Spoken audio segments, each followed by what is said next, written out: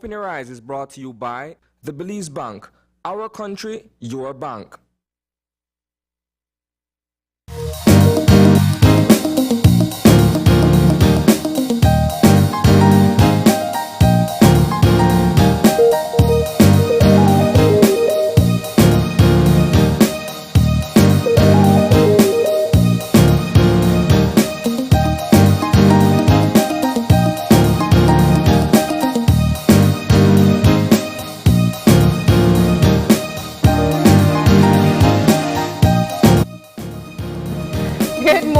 And welcome to Open Your Eyes. Start your morning right. I'm Sabrina Daly. And I'm Paul Lopez. And good morning, Paul. How you doing? It's a lovely Wednesday morning here at beautiful OIE Escapes. Yeah, we are at Old Belize. This is my first time on the show while we are at this set.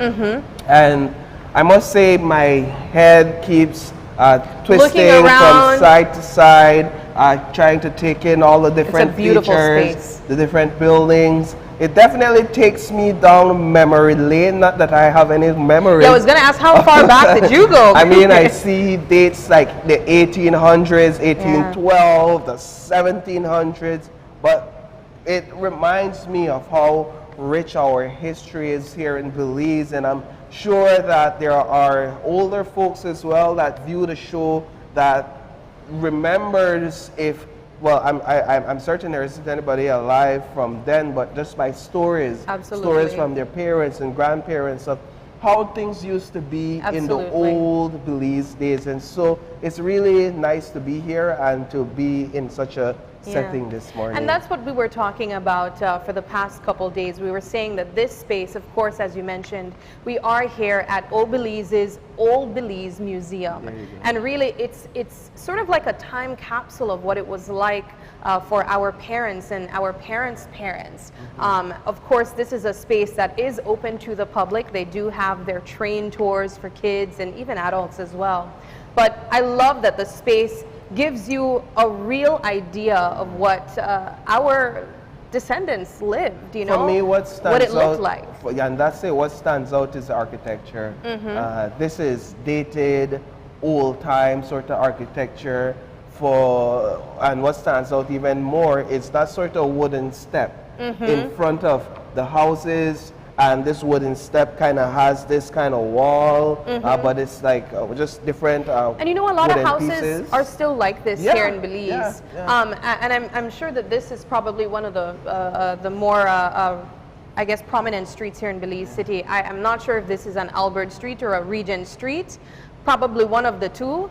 But I definitely recognize some of these places or some of these homes, the way that they look. I still think that they have homes that look like this. But it's definitely a walk down memory lane. And speaking of that, Paul, we had such a lovely story last night in our newscast that was quite reminiscent on what I guess we did as kids and probably even our parents, and that's the game of marbles. Yeah, did you play marbles as a kid?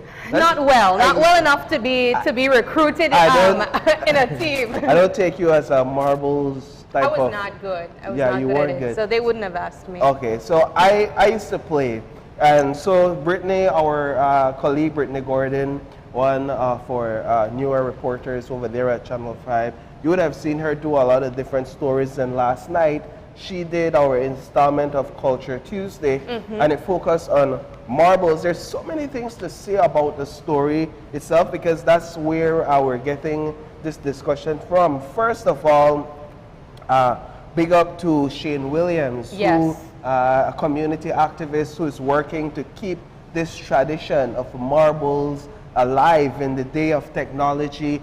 Kids, for the most part, prefer being on their phones or on their devices, on their tablets, on their laptops. It's not like back in the days when we did not have these technological devices to play on, so we would find ourselves outside most of the days, almost all day. So it's good to see that there's not only Shane, but there's also kids that are embracing this tradition and that it is being carried on into this generation. I love seeing that. I remember back in the days in primary school, I used to collect them. I had the Coke bottles, the same plastic Coke bottles, and that's where I was Yeah. stack my And marbles. kids still do that.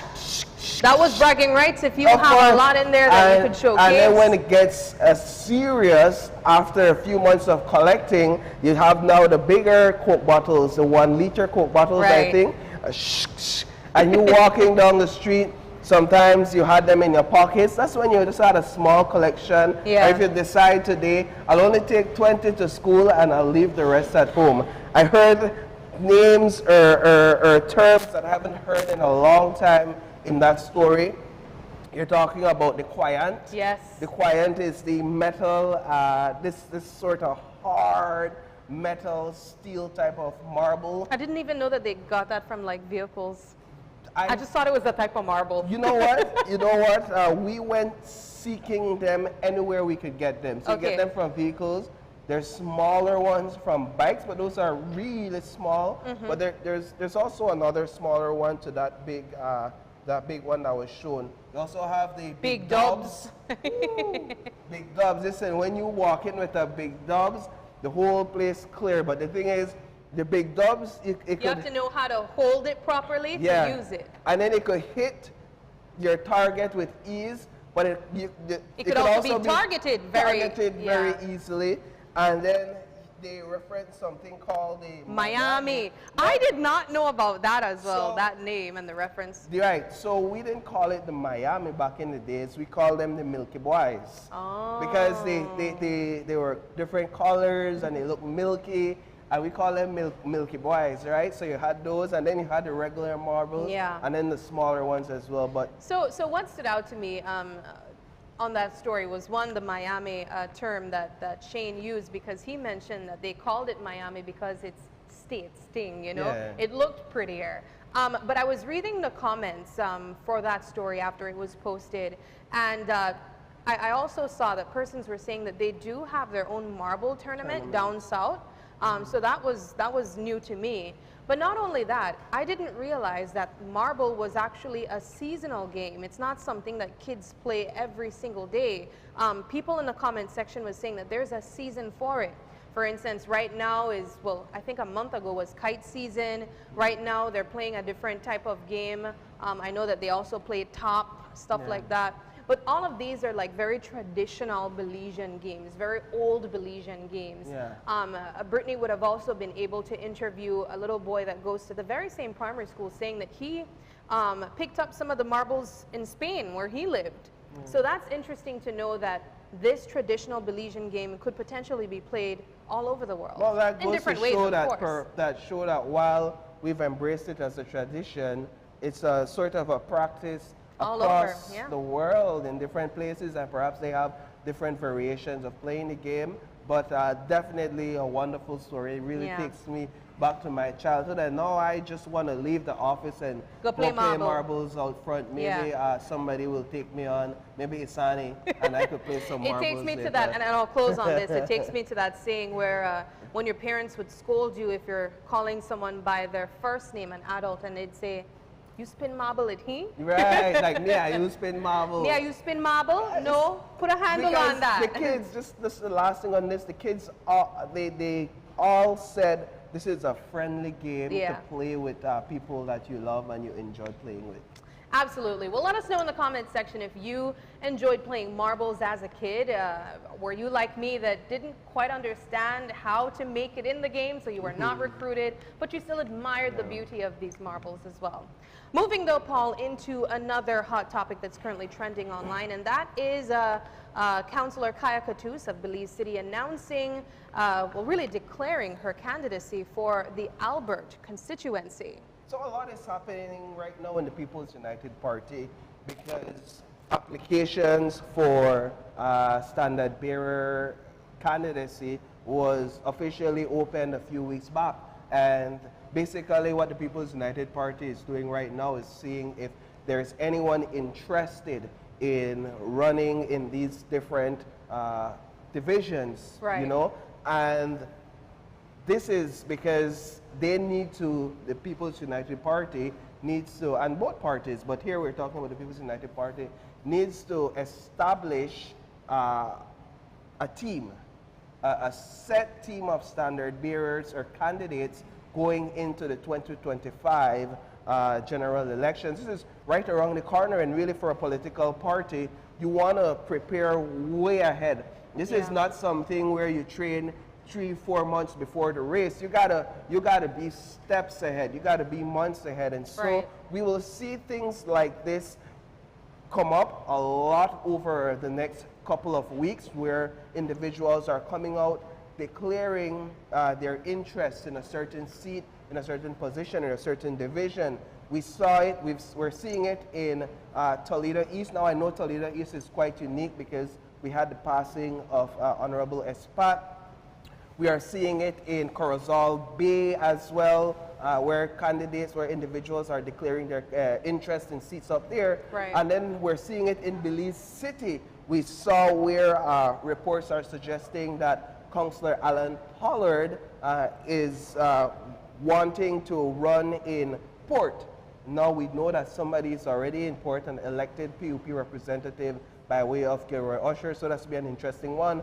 But now here you have another councillor, PUP councillor, Belize City councillor, Kaya Katus, yesterday taking to social media to say, hey, I am interested in running for Alberts. Now there's a lot of conversation surrounding the idea of a elected councillor, sitting councillor, recently elected councillor, taking that decision to run in a general election. So you go from municipal to national elections and national governance, and people are asking, why is it that you as a councillor, and these are questions that they can answer better than I can because this is their intentions, but why is it that you decided to run for councillor if you had an interest or intentions in running for general elections or national government? Because you will, if you're elected, have to give up that seat.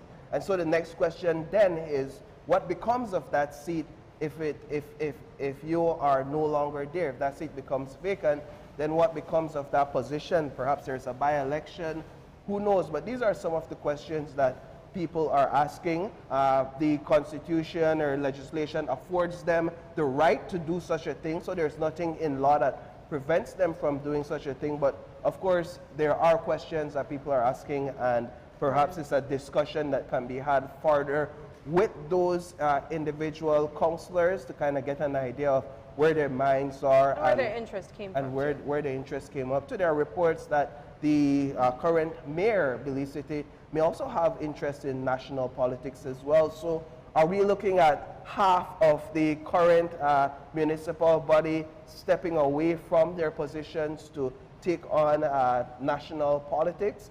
Who knows? It's going to be an interesting year next year, I think, for the general elections. Of course, we have our eyes completely on what's taking place here. And as we get these developments, we will be providing them to you guys. Definitely. But moving into our last topic, and I have to say kudos to you, Paul, for a project you have been working on this week. You shared in our newscast a brief interview about Hicatee conservation in Belize. Right. So just briefly, Sabrina, I took a trip down to the Bladen Natural Reserve yesterday to meet with the folks from Be Free.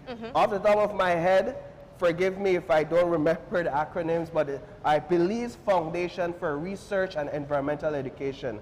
I believe that's what it is. But basically on their 1,000-acre facility bordering the Bladen Nature Reserve, they have the world's first and only Hicatee captive breeding facility. Which is amazing. It's amazing. When you think Hicatees, you think turtles, you think this wild meat that culturally Belizeans consume. But we don't think about the fact that Hicatees are super endangered. They are, in fact, out of the 342 species of turtles across the world, Hicatee is critically endangered within the top 25 turtles across the world. And what's unique is that Hicatees are native to 3 regions. You have South Mexico, you have parts of Guatemala, and then you have Belize. I was shocked about that. I didn't know that. Right, and the largest population actually is in Belize. So what better place to have such a rehabilitation, population rehabilitation work than in Belize itself? And they've been quietly rebuilding the population over the last decade.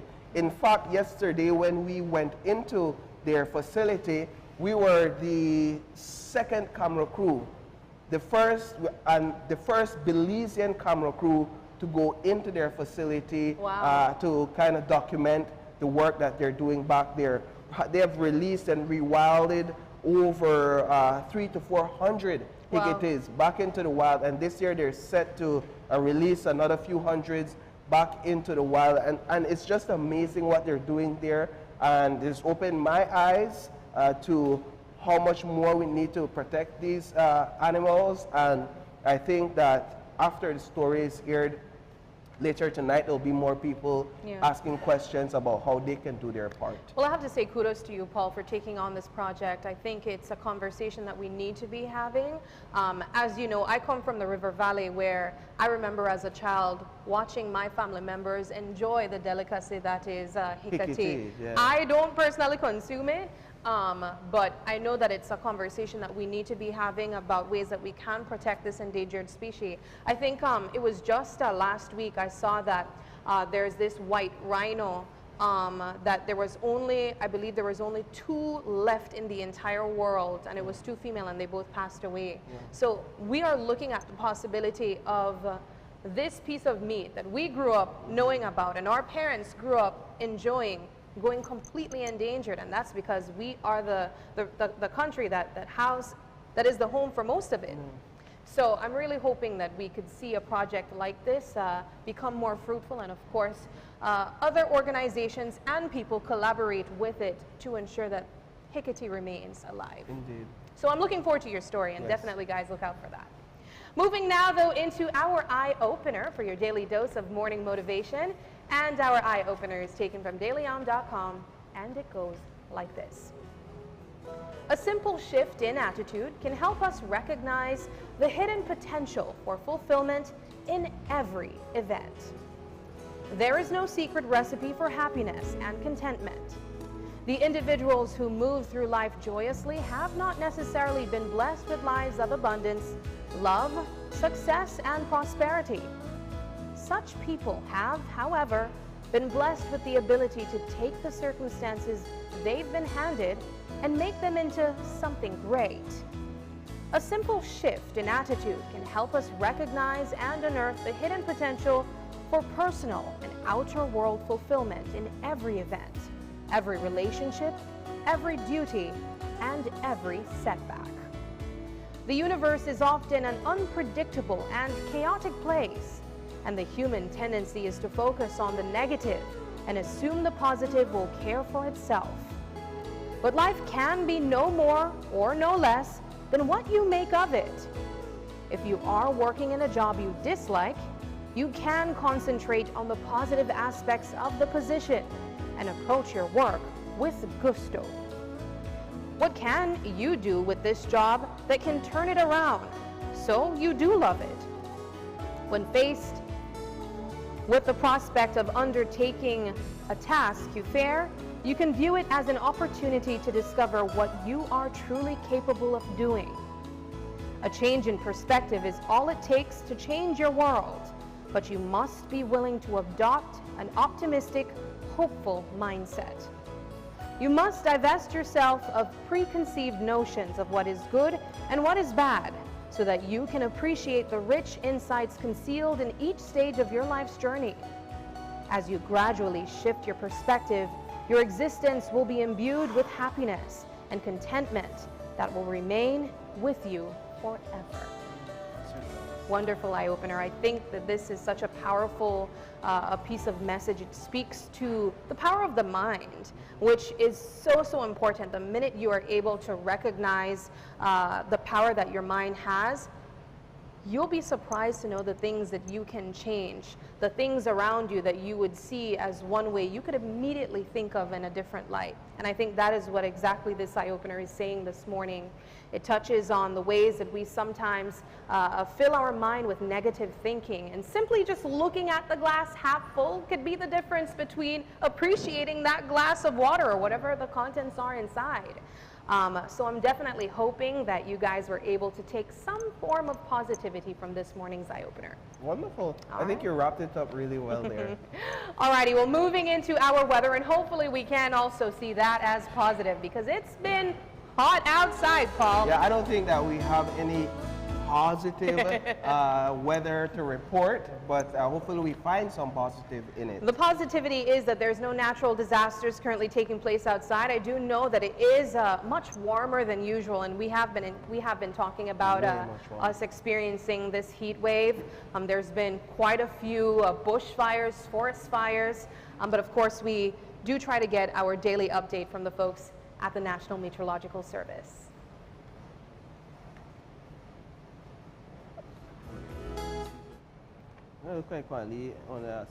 Alrighty, and it looks like it's going to stay quite warm, but as we get that official update, Paul, I remember telling you, speaking of forest fires, that I was a firefighter about a week ago. I was fighting forest fires. Yeah, so what I understand is happening even with that forest fire, Sabrina, is the fact that we're going through a heat wave. Right. I saw a report last night where the Chief National Met Officer informed the public that this heat wave has been extending for about 2 weeks. Right. And it's as hot as it was last year when we experienced a similar heat wave. And what is happening with the fogginess is the fact that the smoke from all these bushfires is not escaping the atmosphere because of this high pressure system that is taking place above us. So we have heat trapped in the atmosphere, we have smoke trapped in the atmosphere, and so you have issues perhaps with breathing. It's affecting people with asthma, but then also you have this humidity and this heat, and this is what has been affecting us, and reports suggest that this will go on throughout the rest of the week, even into the weekend. All right, well, we're going to give you that update now. Good morning. Seasonably hot and dry weather will continue over the next few days. The 24-hour forecast is for mostly sunny, hazy, and warm conditions today, but hot inland and skies tonight. Little or no rain is expected. High temperatures today will be around 91 degrees Fahrenheit over coastal areas, 100 degrees inland, but only 84 in the mountain Pine Ridge. The heat alert continues for today, and residents should stay hydrated and avoid outdoor activity as much as possible, especially during the afternoon hours. Winds over the open sea will be from the east to southeast at 10 to 20 knots, and the seas will be moderate. The outlook for Thursday and Thursday night is for similar weather conditions. There is a low tide at 9:42 this morning, a high at 3:33 this afternoon, another low 11:15 tonight, and another high at 5:31 tomorrow morning. The sun rose at 5:20 this morning and will set at 6:16 this evening. The moon comes up at 12:04 this afternoon and goes down at 1:02 tonight. In the fire risk forecast, the risk for forest and brush fires remains high. In the sargassum update, large amounts of sargassum are expected to continue affecting beaches across the country. With that, we end this report from the Belize Weather Bureau. All right, there's your weather update. As we mentioned, it looks like it's going to stay warm. So as always, whenever we talk about having these extreme temperatures, we try to remind our viewers to stay hydrated, stay indoors, and just stay as cool as possible, both for persons and pets as well. While we expect the heat to continue, Sabrina, there's also a chance of some rains and isolated thunderstorms in the western part of the country, particularly in the Coyote district. So that may be of some relief to them. If only those rains could reach over here a bit, but that's not likely according to the forecast. Absolutely. All right, well, we have to move into our show lineup, and we have 3 great conversations to look forward to. In our first segment, we'll be talking about a legal and empirical analysis of LGBTQ+, economic, social, and cultural rights. And in our second conversation, it is all about the upcoming chocolate festival. And this is a sweet treat for us because we will be tasting some chocolates this morning. Do you love chocolates? I love me some chocolates. And of course, in our last conversation, this one's quite interesting. We'll be talking about windsurfing in Belize. Are you an adrenaline junkie? Would you take that on, Paul? I would be willing to learn. Oh, okay. You're going to learn in the air. But we got to take our first break. And when we come back, we'll be talking about a legal and empirical analysis of LGBTQ. Stay with us. We'll be right back.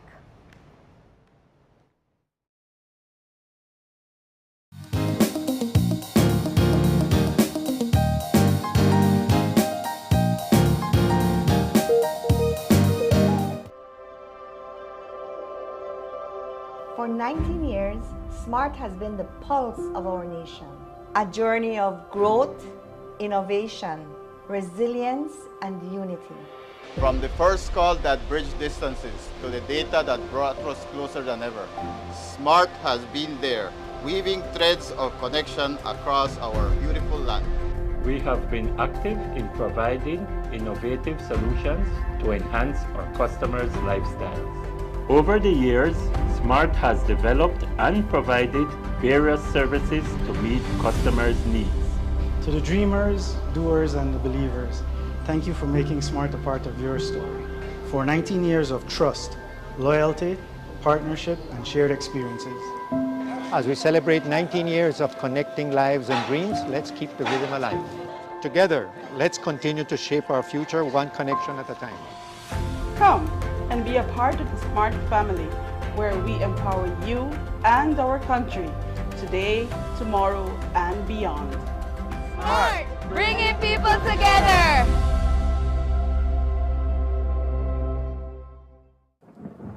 Here you go, babe. Thanks, babe. How did it go? Good? It was good. God, I think it'll get hot out there. I think I should go close the window.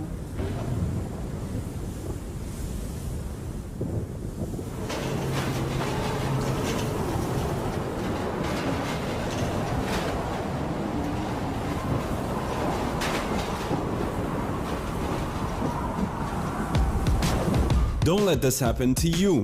At Design Depot, we have Oran windows, exactly what you need to weather any storm and keep you safe. With Oran, you get strength, durability, and security. Oran features a strong double latch that closes securely, all at an affordable price only at Design Depot. With Oran, you'll always be safe.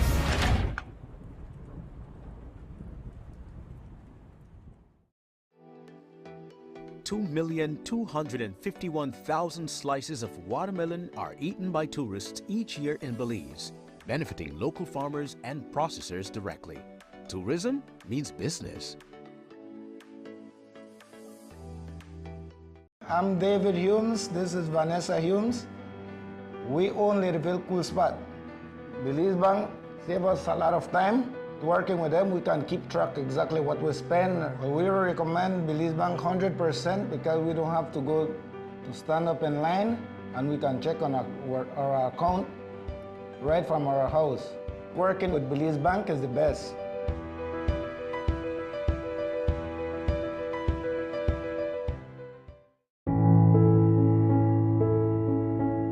We all have dreams that we are chasing, goals we're striving for, and loved ones we want to provide for. There is one thing that can provide you with a sense of security and empowerment. That is planning for the future and starting to save. Just as a tree starts as a seed and grows with time, your savings will grow.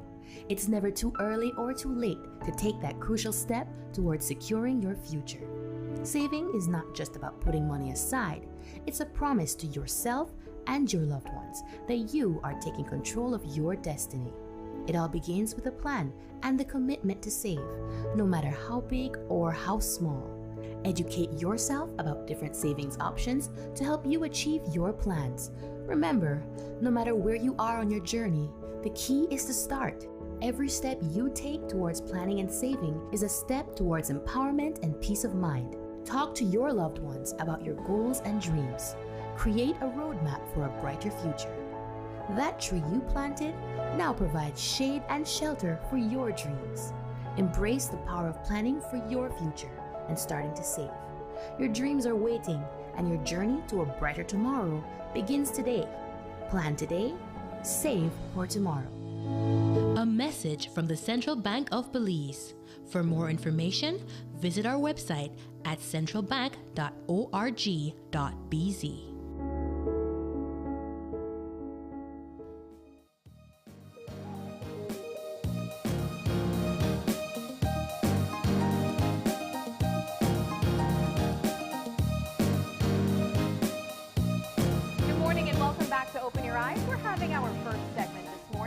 As we mentioned, it's a conversation about a legal and empirical analysis of LGBTQ, of course, an economic, social, and cultural rights perspective. We're here, though, with some wonderful guests talking to us about this. And we have here with us no stranger to Open Your Eyes, Caleb Orozco with me on my left, and he's here talking from an economic inclusion activist perspective. And he's joined by two representatives. He's joined by Philip Crehan, and he's representing the COPA Lab. He is the founding partner of COPA Lab. And also with him is Dr. Leonardo Raznovich, and he is a legal consultant for Colors Carib. Gentlemen, thank you so much for joining us. Good morning and welcome. Good morning. Good morning. All right, well, this is quite an interesting conversation, so thank you so much for taking the time to join us this morning. When we're talking about LGBTQ+, there's so many different areas that we can touch on, ways that persons are being affected. Let's get a background of what LGBTQ represents. Of course, I know that it might be quite a long list, but let's talk about that before we jump into some of the rights that we are fighting for, and of course the case study. Well, without going into the technicalities, at the heart of all of it is really sexual orientation, which is a private matter for every individual that they define themselves. The struggle, though, is understanding how does that fit into how you pay your light, your water, how you get a job, access to education. And so this report that we've done is the only report that have merged legal and data in one, and it is the only report that have been done in 42 years of this country history. Wow. And so what I like about this report is citizen generated, and we're laying the foundation for the state to say, hey, come help us collect information about the economic side of your lives. And in that way, an important part of the conversation is getting experts who understand the legal, who understand the economic side, to bring in the analysis and framing the information in a way that we can use here, even after they're gone. Right. Let's talk a bit about what the process was, the process that was undertaken to gather the type of data that we gathered in this economic, social, and cultural studies. Your specialist is here. You talk about that one. Yeah, so it started in 2020 and 2021 with regional data collection across 12 countries in the English-speaking Caribbean, so 12 CARICOM countries. And I was principal investigator of that, and it was for an organization called Open for Business. And what we generated was a focus on socioeconomic exclusion for LGBTQ plus people, so lesbian, gay, bisexual, transgender, and queer. And what that generated was the largest data set. It was 2 data sets, actually, 2 surveys, and qualitative interviews with business leaders. And with those data, we were actually able to say, and using a World Bank macroeconomic model, we were able to say that 2.1% of regional GDP is lost due to LGBTQ plus exclusion. When you exclude a significant part of your population, there will be an economic loss in addition to harsher impacts on those who are excluded. Okay. So with that number in mind, with 2.1% loss of regional GDP, we said, what more can we do with this data? And then we cut to Caleb with Unibam, who said, let's do national diagnostic. Let's take the data that was focused on Belize, of the regional data set, and really look at this through, first and foremost, a legal lens, which Leo has led on, and say why through domestic, regional, and international human rights obligations, the government has to do more for queer and trans people. And then what I led on was the empirical analysis, looking at the quantitative data and saying, why through more of an economic lens, a socioeconomic lens, the state and international organizations must do more. And you know, that's kind of the impetus for why we have this legal and this empirical analysis. The findings are powerful, and I hope we get to go in them. What are some examples, or how does economic exclusion, what does it look like in Belize in particular? Yeah, sure. So what the research, the data focused on was 8 key themes, right? This is challenges in the family, within education, within healthcare, within labor markets and employment, when it comes to housing, so renting and buying, when it comes to socioeconomic status or poverty, violence, and accessing justice. So it's those 8 themes that the data is really couched in. And what we see, you know, because we had a very good data set, we had LGBTQ plus respondents as well as respondents from the general population who were not LGBTQ plus, which allowed us to compare both. And along every 8 dimension, we see that the LGBTQ plus population did far worse than the mainstream population. And this is largely due to their sexual orientation, gender identity. I want to touch on those examples quite a bit, but before we do that, let's go to Dr. Raznovich from the legal perspective. Let's talk about why it was important to have your work involved in this type of research. I think the fundamental of any society is how we interact and we agree to behave, not in relation to the government, but also in relation to each other as well. The Constitution is the most important document that determines what the limits of the governments are, in other words, the limits of the majority when it comes to power are, but also how we relate to each other as citizens. And there's clearly prohibitions in the Belizean constitutions that actually determine that people cannot be discriminated on grounds of their sexual orientation and gender identity. And therefore, when you have situations where the legislation in place in the country are actually not in compliance with that constitutional mandate, then you have a constitutional problem. You have a legal problem. Right. You have a breach of the Constitution.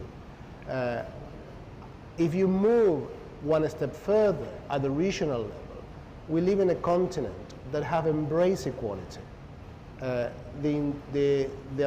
Latin America, 20 countries which are part of the Inter-American Human Rights System under the Inter-American Court of Human Rights, they are required to bring marriage equality within their legislation. And then when you look into other countries, I mean the remaining countries that are not part of that human rights system, like the United States, Canada, Cuba, they have brought same-sex marriage within the legislation. So what you're left is with a very sad picture of former British colonies who have are reluctant to behave in the way in which the rest of the continent is actually embracing its duty towards its fellow citizens. And therefore, even if you move away from the national agenda and you look into the continent, you look at the map of the continent, and you have a wave of green where basically 99% of the people living in this continent are actually in a situation where even at the very least formally they're entitled to equality of rights. So that is an important aspect to look. And when you look more closely into the Caribbean region and the English-speaking Caribbean, you notice that even the English-speaking Caribbean is split into 2. And you have the English Caribbean that is still embracing British colonialism by keeping, for instance, the judiciary, the British Privy Council as the final court of appeal. Belize is not one of those countries. And then the countries who have actually moved away from colonial British mandates and have created and set up their own court of justice in the region, the Caribbean Court of Justice. And you see how those 5 countries, Belize is one of them, along with Guyana, Barbados, Dominica, and St. Lucia, they are moving in the right direction along with the rest of the American continent. While you have the other countries, Jamaica, Trinidad and Tobago, just to name 2, which are embracing colonial legislation from Queen Victoria's time, and they don't want to move away from there. That's so interesting, tying in our influences from colonialism to that right that is lacking. Caleb, was this something that you recognized prior to this research? It's something I recognize, but like all things, Caleb Orozco is not a lawyer. But if you can get a lawyer from somewhere you know who understands the issue, it helps to legitimize and add value to the discussion of what that means. Let me say something. The colonial influence of Britain probably it doesn't necessarily reflect into LGBT rights as the need for that. The decisions of the British Privy Council today in this century, I'm not talking 18th century, this century reflects a need from the British judiciary to remain relevant and actually keeping colonial legislation even above the constitutional arrangement that are in place for countries such as Jamaica or Trinidad and Tobago. So you have situations where legislation that has been passed by Queen Victoria 200 years ago cannot be touched by independent judges in Trinidad and Tobago and Jamaica because the British in London decided that that legislation is above the constitution of those countries. This is how bad it is. So this is, even, we're not talking about LGBT rights here. We're talking about the role of colonialism in modern times. And this is not something that is only Colos Caribbean, the organization I represent, have actually give visibility. This has been actually presented to the United Nations General Assembly last October by the independent expert, who actually makes the point to the United Nations that there is a need to explore the British responsibility in international law for actually creating systems where colonial legislation of 200 years ago are above the constitutional arrangements of independent nations in 2023. This is unacceptable, and the independent expert called the United Nations Assembly to explore what international responsibility there is on the United Kingdom for these arrangements in place. But I want to add that here in Belize, we have constitutional obligations and an equality framework in our constitution. In the preamble, it speaks to the state is required to address social and economic disparities. There's an equality clause that says equal protection and equal treatment under the law. There's a section that speaks to if this law is inconsistent with the Constitution, it's void. But the state, in its infinite judgment, have decided to be negligent in its obligation. And so even though you, and so what he speaks to is a theme for me of marginalization. The state has deliberately built in marginalization practice for our population, not just our population, for women, for poor people, disability, and have not corrected it in 42 years.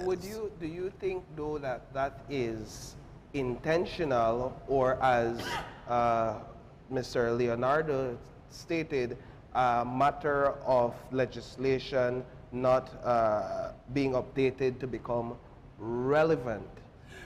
Absolutely, because if we were truly invested in human rights, we would have invested in a legal review unit that addresses the revising needs of the old legislation. We have not. So I'd like to jump in there once again quickly, just to look at some of the recommendations being made from the study. And we could talk a bit about a couple of them and how we came to these recommendations. The first, I know we've discussed a few, but under the socioeconomic status and anti-poverty initiatives, it speaks to conducting a comprehensive legal review again to look at legislation that impacts LGBTQ plus Belizeans' access to benefits. Absolutely. So we did a legal review some years ago, and we recognized that our population pays into Social Security.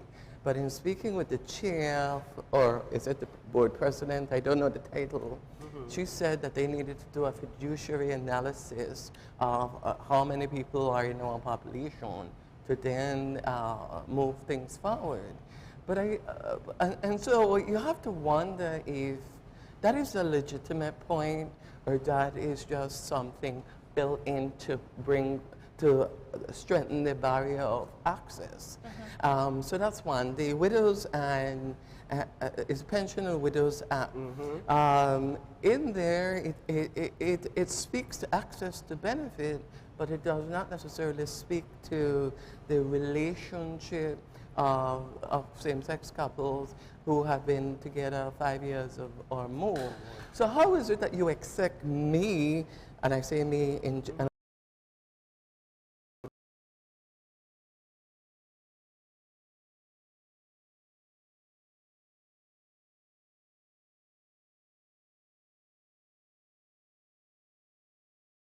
they don't have any security of the families, and why should I have to fight for every crumb of my citizenship when the state is obligated to protect me? Yeah, and you know, the report, we end with 70 recommendations, and these all are really based in the data showing the challenges. So it's really important to kind of go through some of those economic, social, and cultural challenges of the community, right, that we really capture in this quantitative data. And first and foremost is that, you know, when we, again, compare the LGBTQ challenges to the general population, we see that they do worse along all those 8 dimensions. And for us, this shows 2 things that are really important. First is that they have to navigate more challenges, more stigma, more discrimination. This is taxing, and what we call this is an LGBTQ plus tax, right? So they have to navigate more in order to get by. But even when they navigate more to get by, they don't get to equally enjoy and the benefits of the social and economic system, but they experience a penalty. So the impacts of that discrimination are worse for queer and trans people than the general population. This, I think, is epitomized in, for example, labor market discrimination. The LGBTQ sample did far worse, experienced more discrimination when applying for work and in the workplace than the straight cisgender population, right? The impacts, the penalty was also worse, which they were more likely to be fired, not get paid the same, not being able to access all the benefits. So again, there's an LGBTQ plus tax and a penalty.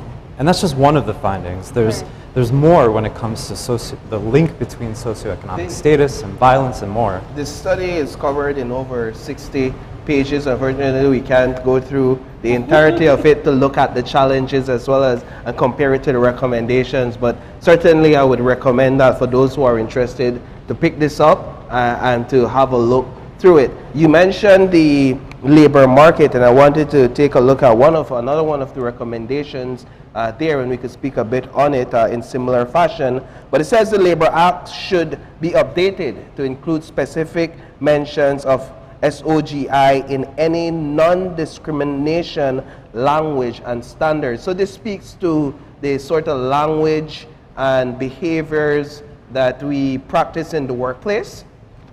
Is that what we're speaking to?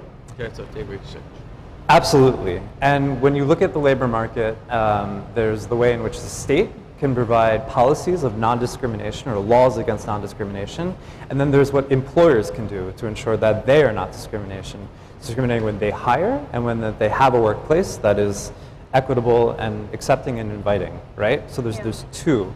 Non-discrimination is so important across both. What we see is that the LGBTQ plus sample does experience labor market discrimination, which often keeps them in the informal sector, or even if they can join the formal sector, like a traditional 9-to-5 job, they're kept in lower paying work.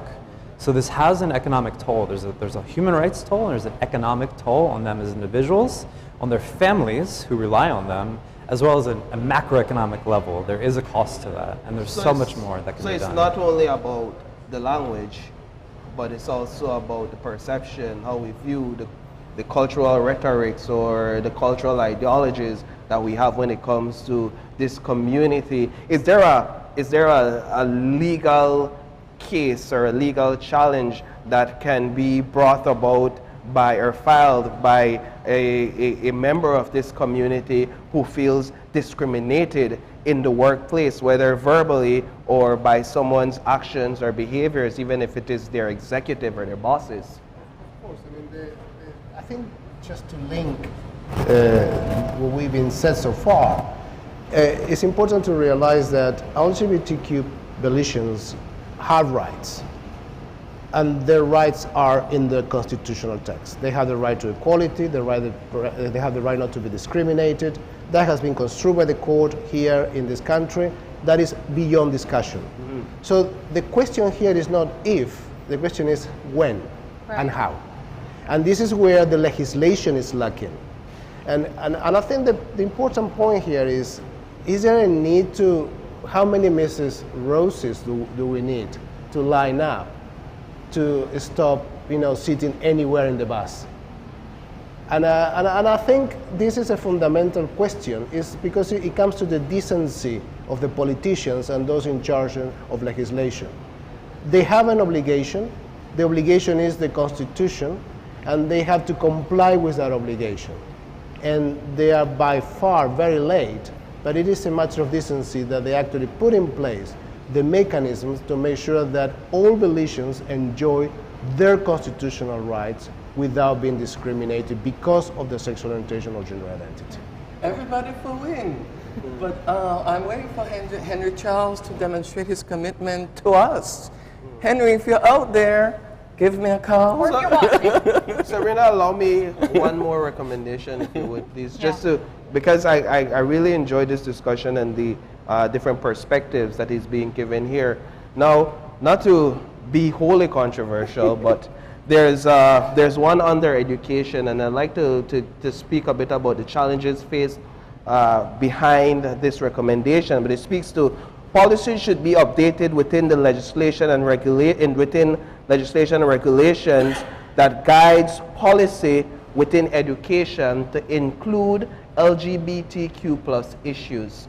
Where did the need for such a recommendation derive? Yeah, within the research, within the data, there's this huge focus on education and challenges in education. And what emerges from that is the rampant bullying that LGBTQ students experience.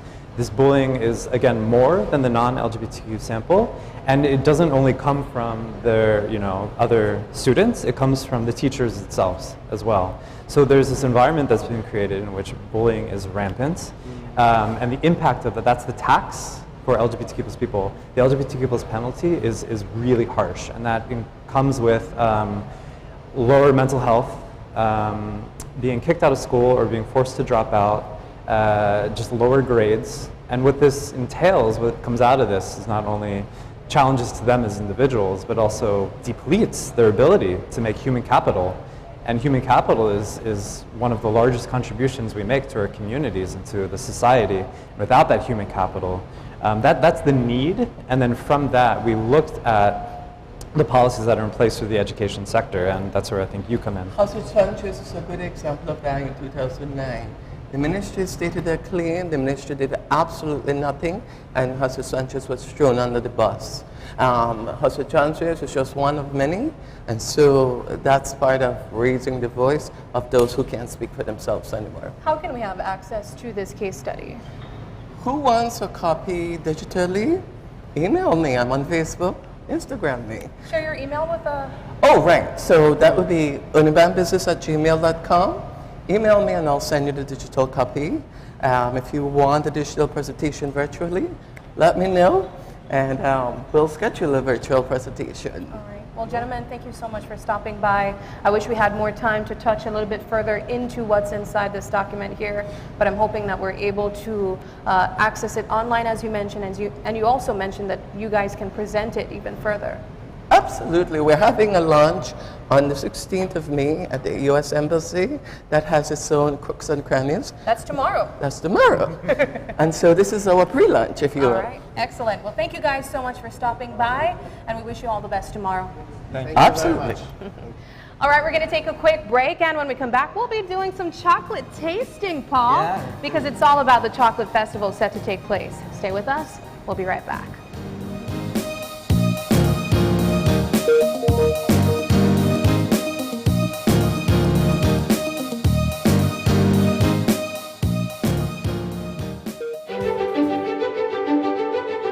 Technology is ubiquitous, and it's transforming how, when, and where we work.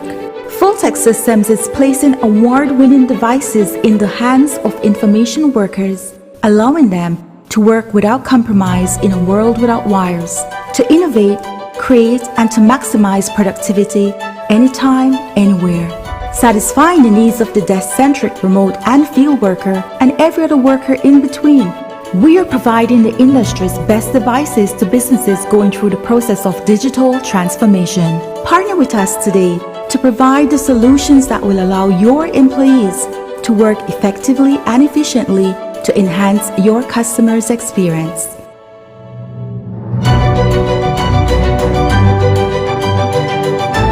Fulltech Systems, your technology center, where you'll come for the price but stay for the service. Hi, my name is Lincoln Fowers and I work at U-Mall. 100% I will recommend Belize Bank mobile banking to everyone because it saves time, money and gas price because gas price is high right now. Belize Bank mobile banking just make life easier.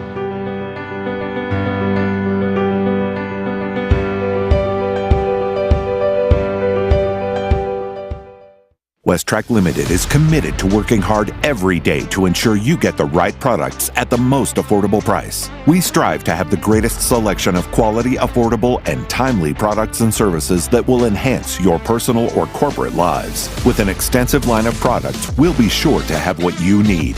For even faster service, you can contact us on Facebook, WhatsApp, or by email. We look forward to seeing you come through our doors at your nearest Westtrac branch today.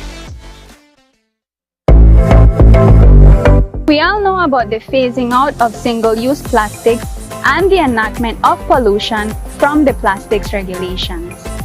One of the key components in this regulation states that for an item to be considered biodegradable, it must consist of more than 50% of bio-based content.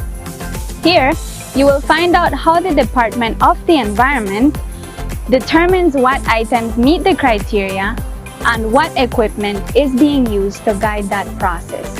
Since 2019, the Department of the Environment has been working with CIFAS in doing microplastics. Through this project, CIFAS has donated 2 microscope Fourier transform infrared spectroscopy equipment to strengthen capacities on monitoring and enforcement to reduce marine litter and plastic pollution. The FTIR can be used to identify unknown materials. The Department of the Environment will use the equipment to determine the composition of single-use plastics and biodegradable products to enforce the environmental protection, pollution from plastics regulations. While we have a long way to go with the implementation of the pollution from plastics regulation, having this equipment is one step closer. For more information on what's being done about biodegradables and ways you can help, visit our website at www.doe.gov.bz.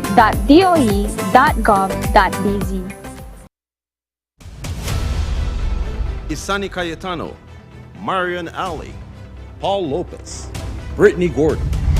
Your News 5 Belize teams do whatever it takes. Go wherever they need to go, so you can catch the story wherever you are, whenever you want, on whatever device. Channel 5 Belize on television, Facebook, Instagram, and YouTube, because news is now everywhere, all the time, and so are we. Are you looking for low-cost television advertising? Have we got a deal for you? Advertise on Channel 5's Daily Classifieds. Channel 5's Daily Classifieds is one of the most effective methods for introducing yourself and your business to the community. Use our Daily Classifieds to recruit employees, promote specials, promote your products or services, promote a business opportunity, increase traffic to your website, and advertise items you have for sale. Let us help you to save valuable time and money. Call us today at 280-0013 or visit us at our offices on Coney Drive to discuss how we can help your business grow affordably. Channel 5's Daily Classifieds. Advertise today.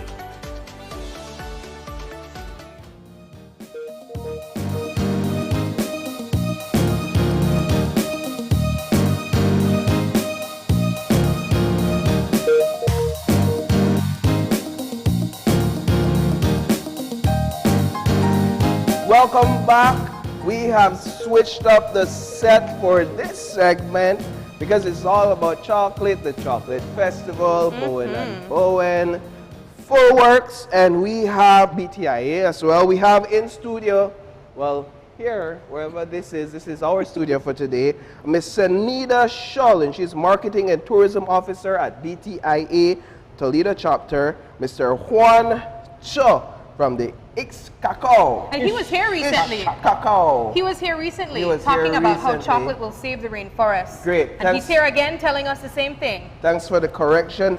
Cacao, as well as Mr. Martin Guy, who is also no stranger, and he's from Belikin. She's the Belikin brand coordinator at Bowen and Bowen. Yes. Good morning to all three of you. When do we eat chocolate? That's the question. So, we were here, you guys were here, at least yourself, last week talking about the festival, upcoming festival. Now, today we are here actually doing some samples of what you guys have to offer. So, let's jump right into what you're offering to us today. Well, thanks very much. Good morning, Belize. Good morning. Good morning. Toledo. Yes, Toledo. Yeah, we're right up in that city. We showcase everything cacao. Right. And as we all know, Toledo is known for the cacao industry. Myself, my family, and my community has been engaged in this industry from the beginning, I would want to say. Your family, how long have your family been in it? My family has been growing cacao for the 5 generations. 5 generations? 5 generations, we look back, wow. We've been growing cacao and eating, drinking cacao, and of course making the spirits from cacao. And if you think about my community, they were disconnected from the Western world. Yeah. Yet they were having festivals, they were having celebrations, there were parties, there were events, you know.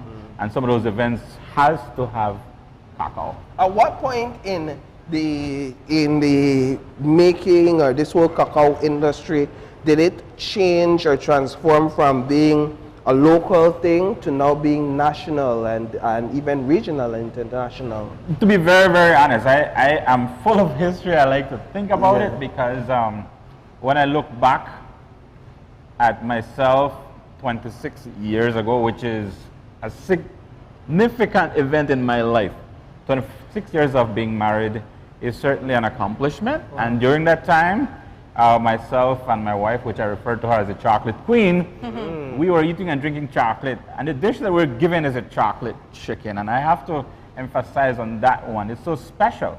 And that we thought that how can we share some of this dish to the rest of the world? Yeah.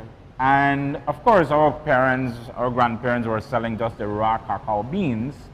And often they would complain that it's not enough to send us to school, which is certainly some of the challenges that we encounter. So myself and my wife set up to say, you know what? Let's start off with our primary stone tool, which is a mano and a metate. That was gifted to us upon our wedding day also. Right. So they had an amazing wedding, it sounds like. I'm learning the story now. I feel like you've heard this before. Yeah. It is history, and the history cannot change because what we were given, what I was given, certainly is special. Yeah. Right. And for me to give this to the world is certainly special. Yeah. And of course, that said, when we start making our chocolate bars, or chocolate pieces, we have the Peace Corps during the time in our communities. And those people are actually the people that took our pieces to their co-workers, their meetings, and the next thing you brought more people. And today, of course, the Belize Tourism Industry Association, the Belize Tourism Industry, of course, is a platform that represents everything that is highlighted in the communities, in the district, and in our country. And I'm very pleased with that one. Yeah. But Mr. Shaw, yeah, we're going to get back to you, Mr. Shaw. Because we have chocolates to taste, and we feel as special as you feel. We feel very special to have you and to bring your products on set for us to try. All the way from Toledo, they are thing I ship foreign as far as I'm concerned. Yeah. But Mr. Martin, you are here representing one of Belizean favorite as well, which is the Belikin chocolate stout. I know Belizeans look forward to seeing these on the shelves and actually purchasing them. What is it that makes a Belikin chocolate stout, and how did this idea even came to be in the first place? So we have here the Belikin chocolate stout, right? It's our delectable seasonal, available for while supplies last for a limited period of time in the months of May every year. And the idea is the conception of Belikin chocolate stout came from us paying homage to farmers like Juan, and just hearing how passionate he is about the cultivation of chocolate in Belize. Belikin always gives back and is a huge part of Belize's heritage, so incorporating it into our Belikin chocolate stout. Do you remember what year this was first launched? Not off the top of my head, but I can't remember it off the top of my head. But for you, what's your favorite thing about the Belikin stout if you like it? I love the Belikin chocolate stout because it packs a punch like the Belikin chocolate stout, but like the Belikin stout, but it also has this sweet, aromatic vanilla and chocolate flavor to it.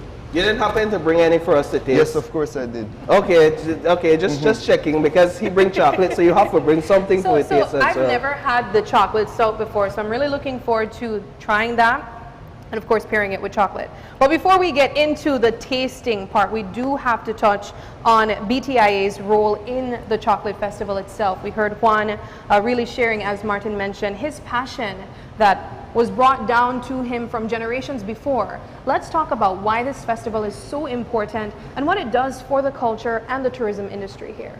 All right, well, BTIA plays an important role in this festival because we are the organization that would organize this event, bringing all the chocolatiers together and just basically highlighting them in the Toledo district. And we have several chocolatiers in Belize that plays an important role to our local farmers. We have, I think, over 1,000, I would say, farmers, and chocolatiers plays an important role because they purchase the actual cacao bean from these farmers, and this is how they make their income.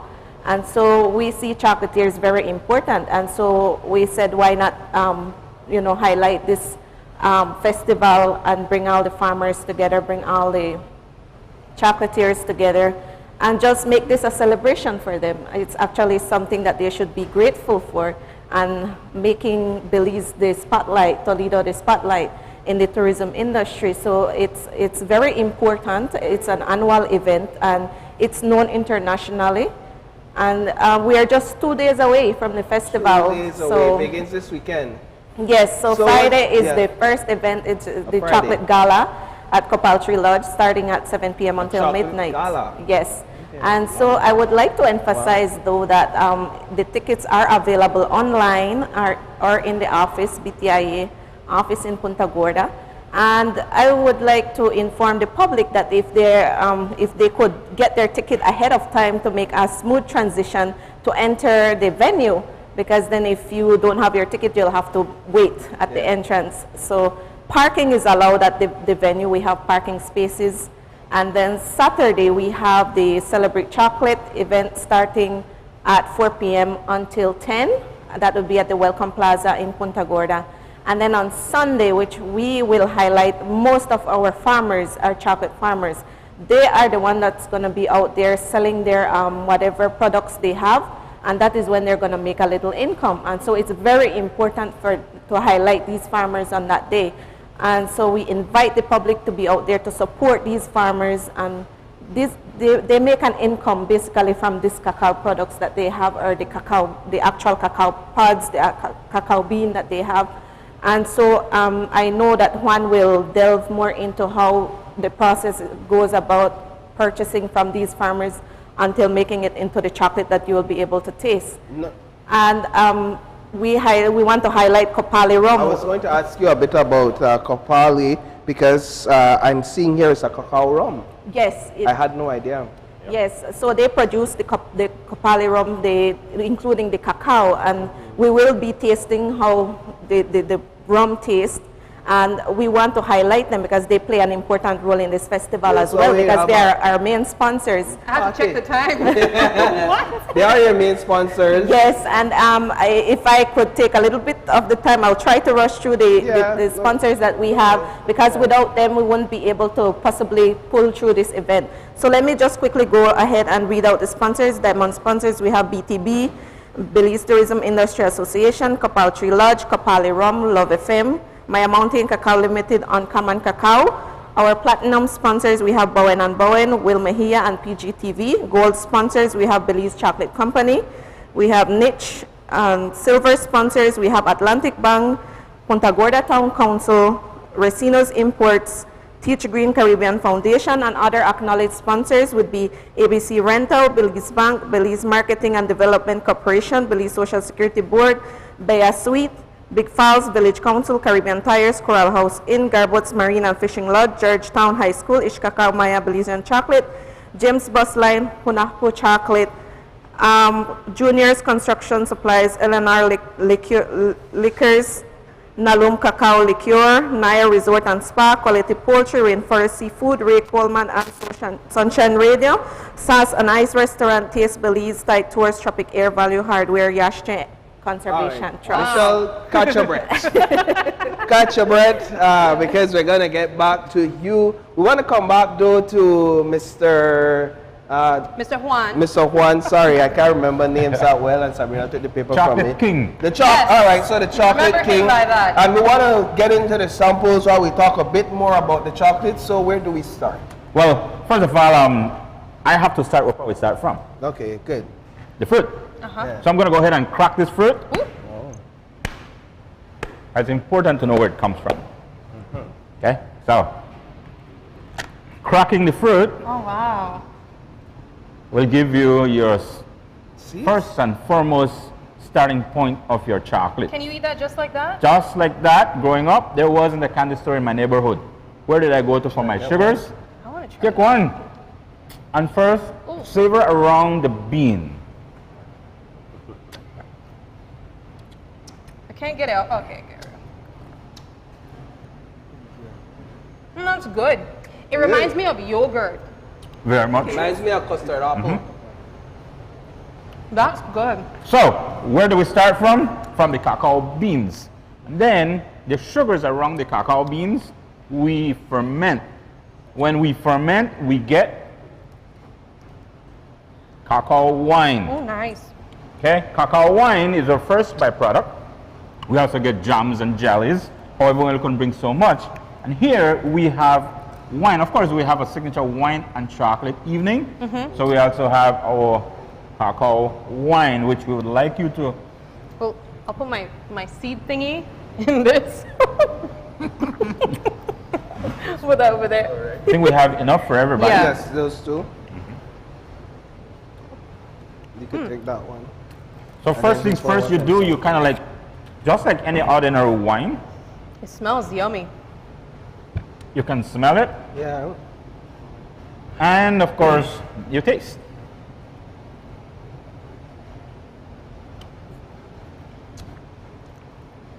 It's dry. Very much. Yeah, I didn't expect the dryness, but it's good. It has It's a very really fruity. nice It has like a fruity flavor. Yes. It's pretty much everything. It's the seed that is whatever sweetness from the seed, that's what you get here, right? There are two kinds of cacao. We have one that is what you call native, local, heirloom, or wild cacao. That's this one here. It's kind of lighter. Okay. And then we have selected hybrid cacao, which is the darker one. So we have two kinds of cacao. I could see myself enjoying this chilled on a Good Friday evening, relaxing on the porch. My grandfather, 115.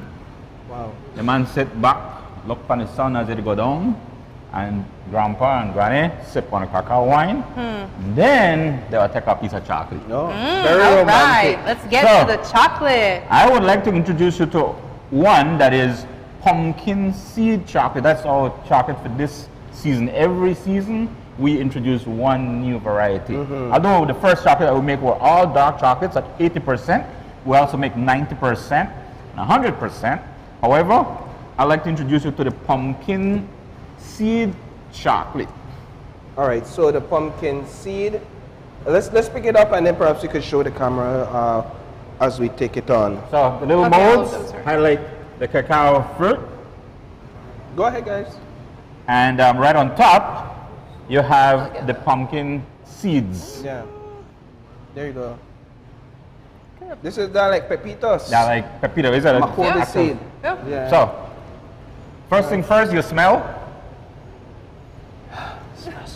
And Smells then like chocolate.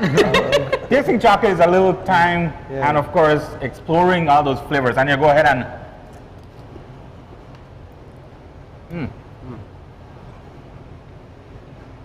now you tell me the flavors of Toledo, the true capital, chocolate capital. I love the crunch Yeah. that you get in that. It still has that dark chocolate flavor. Very, really, you know, having chocolate in Belize makes it hard for me to enjoy chocolate anywhere else in the world. That we have premium chocolate, like top level chocolate, and this does that for me 100%.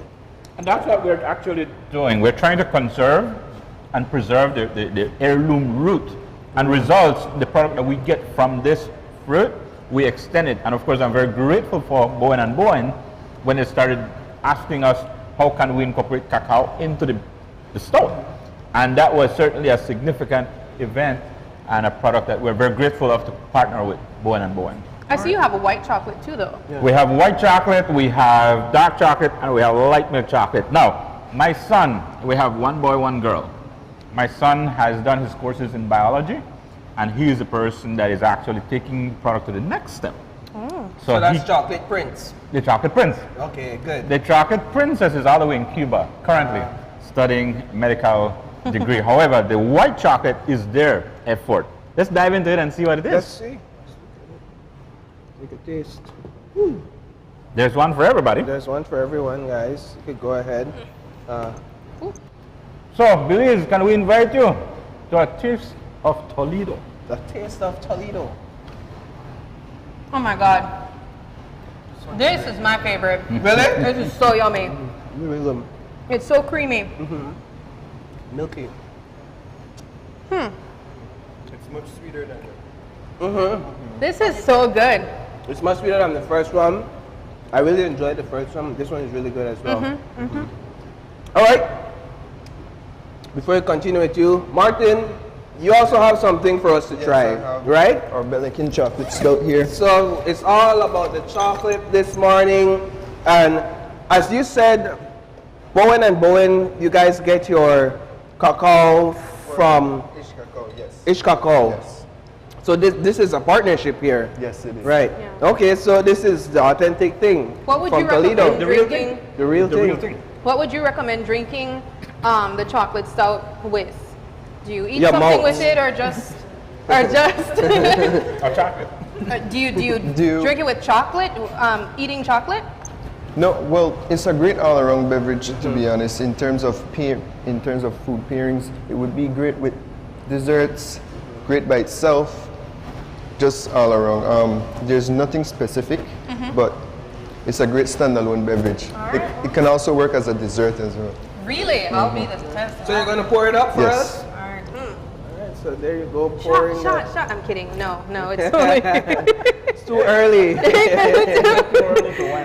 It, yeah, well, you're teaching us that now. It's ice cold, guys. Wow. Is it cold? Yeah, it is. Oh, you know, Bowen and Bowen never come and not bring cold drinks No, for right, us. bring Not the hot cooler beer. bag. Thank you. Oh, it's cold, for real. You didn't take my word for it, Paul? Yeah, I have to find out. So can we do an official Maya toast? Okay, What's a the Maya toast? A Maya toast is Sahil Chole. So together you go. Chole. Sahil Chole.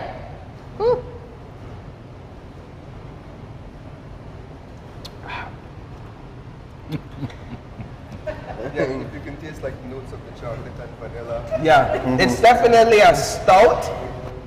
So you get that authentic Belikin stout taste, but then the chocolate is right there, as well as the vanilla. The vanilla notes is strong, but also the chocolate, just from the darkness, is really good. Yeah, what do you is. think about it? It's a bit too strong for you? I immediately got the stout.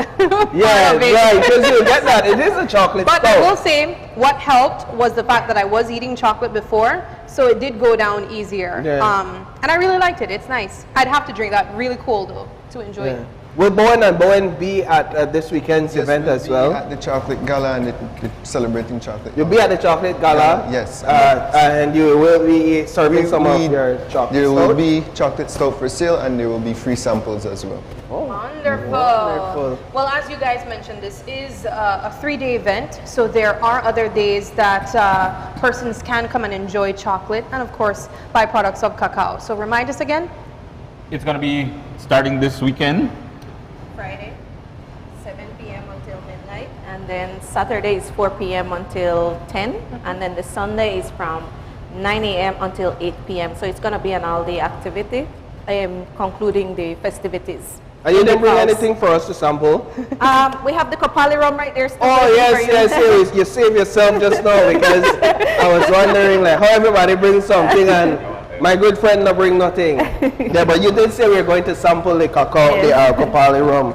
Now, we take up on What did you just open it? One is already open. One is open. already open. Yeah. Okay. Yeah. And we have... I love the bottle. It's very pretty. Let me help you here. Just a tad bit. It's a little tad. Yeah. Please. Whew. And we have smell that and we have a already? milk chocolate that will pair this beverage even better. So I'm very grateful for all the things that we're doing in Toledo. I must say thanks to all that contribute to this effort. You know, as a pioneer in the industry, I I'm can see grateful both for of this. these working for like mudslides, Your those cup? mixed You drinks. remember where your cup is? I think I That's ran out okay. of my cup. That's okay. I'm sure you've had enough of this to know what it tastes I'm good. like. All right, so Wait, the toast. What's The it toast. called again? Sahil Chole. Sahil Chole. All what right. does that mean? Go up the hill and roll them back? Happy moments. Happy moments. Oh, All right, let's do it. nice. What do you think? It wasn't as bad as I thought it would be. If they don't come to Toledo with all them flavors what we got. Yeah. Yeah, I see you breathing fire there, my brother. Whatever you're feeling, I feel it. Definitely have the cacao, though. You have to carry me off the set. Make we pair it on with some chocolate. All right, let's We have clear it. different flavors here. Actually, these are from other chocolatiers. So what are the flavors that we have here? We have dark chocolate. We have the lighter ones. So they're both from different. We got some from mahogany chocolate. We got some from cotton tree chocolate. So if you want to sample them, Well, we're going to wrap up the show with some chocolate in our mouths as we say our farewell for this segment. We're going to be eating some All right. chocolate. So you go ahead, Sam, grab So I'll one. grab one of these. 'cause it Mr. looks Martin, pretty. you could do it. Ooh, look at the carving. Yes. So cute. Okay. Well, guys, this has been a pleasure. Thank you so much for stopping by. I know you bring out your crowds, so all the best this weekend. And you might just be seeing us hunting for our favorite chocolates too. There will be lots of chocolate, that's for sure. And the idea here is to bring as much as possible farmers who want to venture into entrepreneur skills, entrepreneur activity. We are perfect examples. We are encouraging our very own Belizean farmers to get into this particular activity. So, welcome! If I go, I'm going to be hunting for chocolate chicken. You're definitely going to find that. And I know about eating. The queen knows about the cooking. All right, I'm going to be So, hunting for the chocolate Find the queen. Find the queen. Find the queen. Well, we'll be finding the break, and when we come back, we're going to be talking about windsurfing. Stay with us. We'll be right back.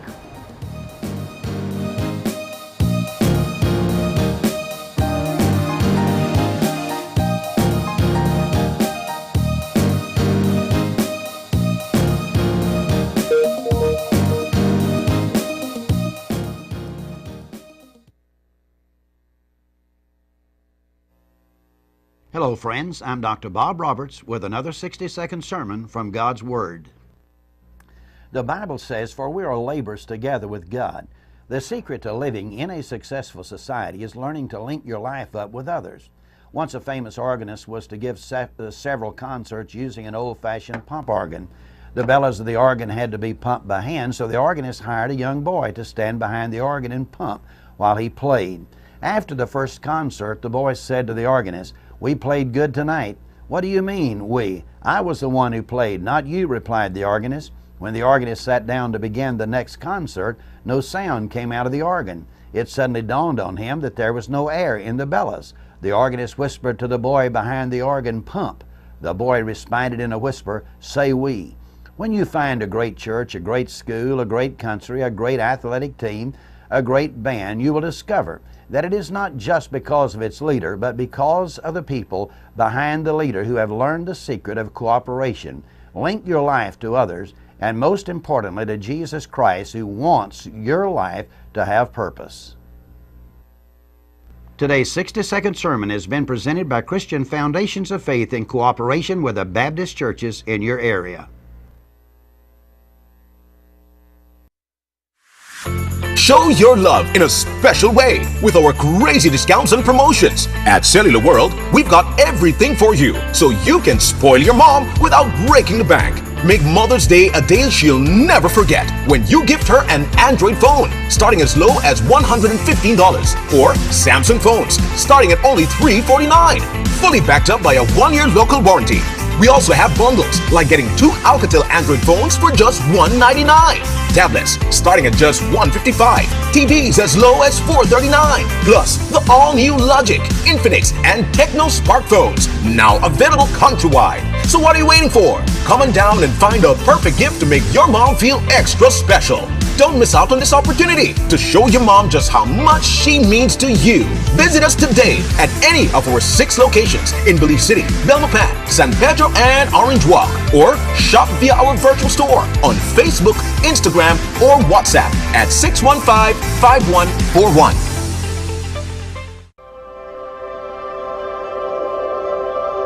For 19 years, SMART has been the pulse of our nation. A journey of growth, innovation, resilience, and unity. From the first call that bridged distances to the data that brought us closer than ever, SMART has been there, weaving threads of connection across our beautiful land. We have been active in providing innovative solutions to enhance our customers' lifestyles. Over the years, SMART has developed and provided various services to meet customers' needs. To the dreamers, doers, and the believers, thank you for making SMART a part of your story. For 19 years of trust, loyalty, partnership, and shared experiences. As we celebrate 19 years of connecting lives and dreams, let's keep the rhythm alive. Together, let's continue to shape our future one connection at a time.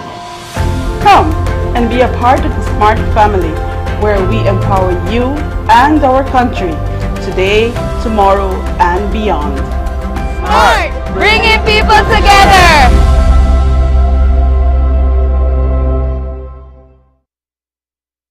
Are you looking for low-cost television advertising? Have we got a deal for you? Advertise on Channel 5's Daily Classifieds. Channel 5's Daily Classifieds is one of the most effective methods for introducing yourself and your business to the community. Use our Daily Classifieds to recruit employees, promote specials, promote your products or services, promote a business opportunity, increase traffic to your website, and advertise items you have for sale. Let us help you to save valuable time and money. Call us today at 280-0013 or visit us at our offices on Coney Drive to discuss how we can help your business grow affordably. Channel 5's Daily Classifieds. Advertise today. When someone you love becomes a memory, the memory becomes a treasure. Channel 5 introduces the Daily Obituaries. The Daily Obituaries will broadcast all death and funeral announcements and memorials to honor your loved one's life and memories. The Daily Obituaries airs on Channel 5 prior to the evening newscast, with subsequent repeats at 10 p.m. and 12 noon the following day. It will also be placed online on our social media platforms, all for a standard package fee. Celebrate their lives and memories with Channel 5's Daily Obituaries. Honor in life and reverence in death. Isani Cayetano, Marian Ali, Paul Lopez, Brittany Gordon. Your News 5 Belize teams do whatever it takes. go wherever they need to go, so you can catch the story wherever you are, whenever you want, on whatever device. Channel 5 Belize on television, Facebook, Instagram, and YouTube, because news is now everywhere, all the time, and so are we. Whether you're at home, on the road, at work, or at school, if you see news happening or suspect that something might be up, call or text the Channel 5 News Belize tip line at 672-5555. You don't have to give us your name, just give us the tip. That's 672-5555. Call or text us so we can check it out.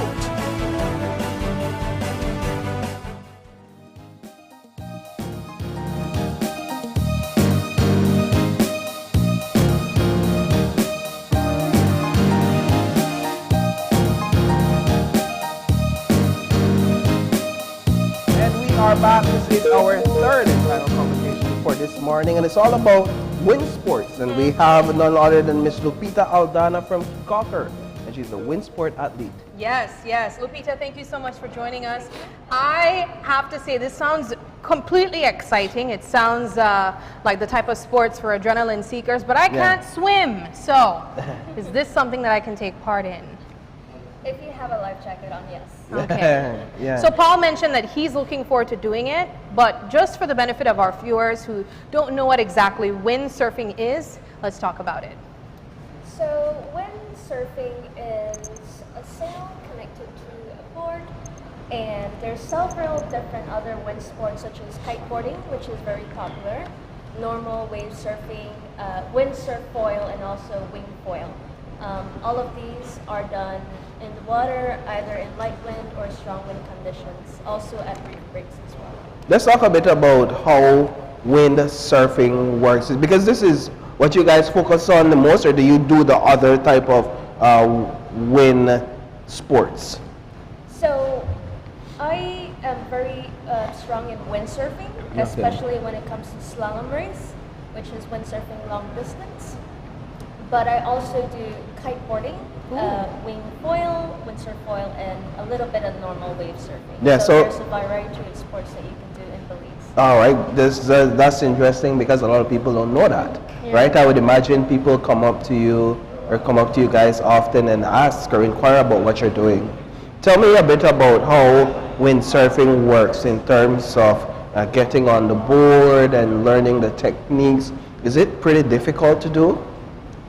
It depends what sports you do. Windsurfing tends to be a lot more easier to learn.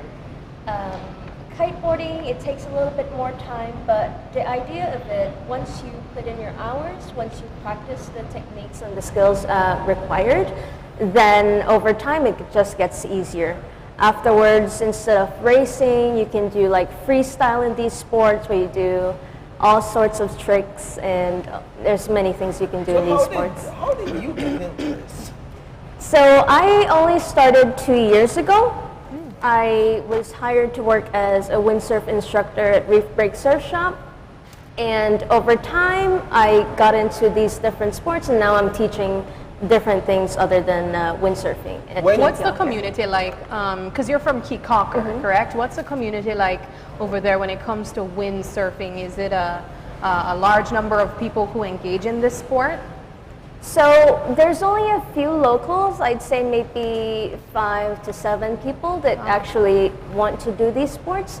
We are training high school students during their internship for learning windsurfing, and we're trying to get more kids involved, especially. We're just getting more kids gear, you know.